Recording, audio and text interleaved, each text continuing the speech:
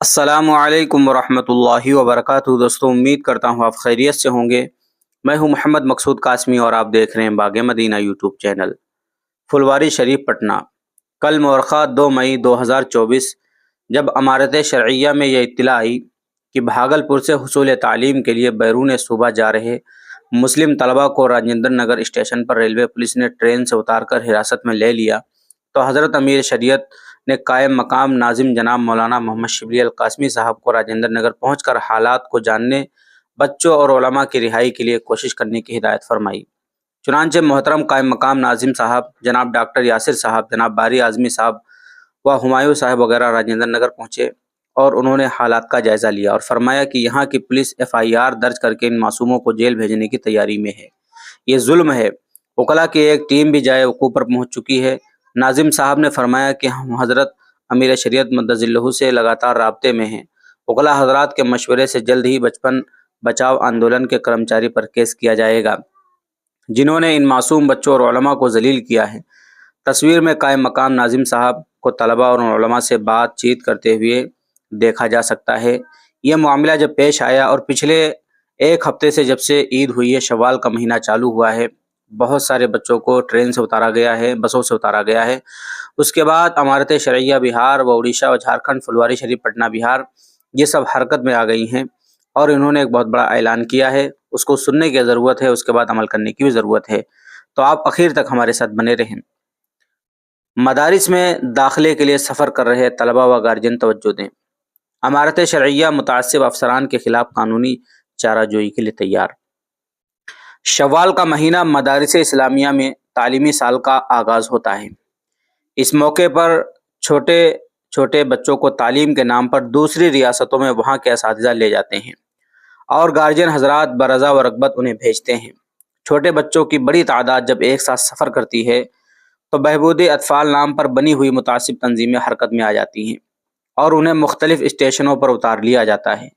نابالغ کو پکڑ کر سیدھا چائلڈ ہوم بھیج دیا جاتا ہے اور بالغ لڑکوں کو بشمول ان کے استاذ کو پکڑ کر جیل کی سلاخوں کے پیچھے ڈال دیا جاتا ہے۔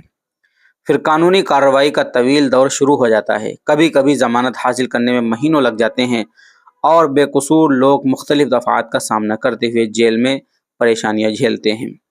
اس سلسلے میں امارت شرعیہ کی مجلس شورا اور اکابر امارت نے لوگوں کو بار بار تاکید کی ہے کہ بہار میں بہت سارے معیاری تعلیمی ادارے ہیں، بہت سارے مدارس وفاق المدارس امارت شرعیہ سے ملحق ہیں، وہاں بھی تعلیم اچھی ہوتی ہے، اس لیے بہار کے مدارس کا انتخاب کرنا چاہیے۔ بدرجہ مجبوری دوسری ریاستوں کا سفر کریں۔ بار بار توجہ دلانے کے باوجود اس پر قابو نہیں پایا جاتا ہے اور مسائل ہیں کہ بڑھتے جا رہے ہیں۔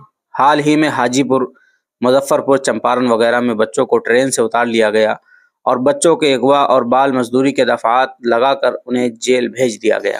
آج بھی راجندر نگر پٹنہ میں بھاگلپور سے پڑھنے کے لیے باہر جا رہے طلبہ کو اتار لیا اور تمام کو بچہ گھر اور اس کے ساتھ جا رہے مولانا کو ہتھکڑی لگا کر جیل بھیج دیا گیا۔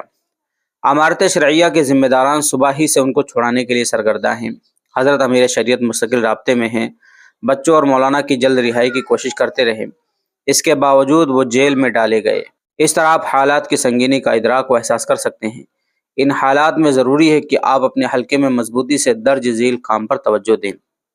نمبر 1، کوشش کریں کہ چھوٹے بچے بیرون ریاست نہ جائیں اور ان کے گارجین کو تیار کر کے ان کا داخلہ بہار کے معیاری مدارس میں کروا دیا جائے۔ اگر یہ ممکن نہ ہو تو جس مدرسے میں وہ داخلے کے لیے جا رہے ہیں وہاں سے سفر سے پہلے داخلے کی تصدیق نامہ منگوا لیا جائے تاکہ پولیس کے پوچھنے پر اسے دکھا سکیں۔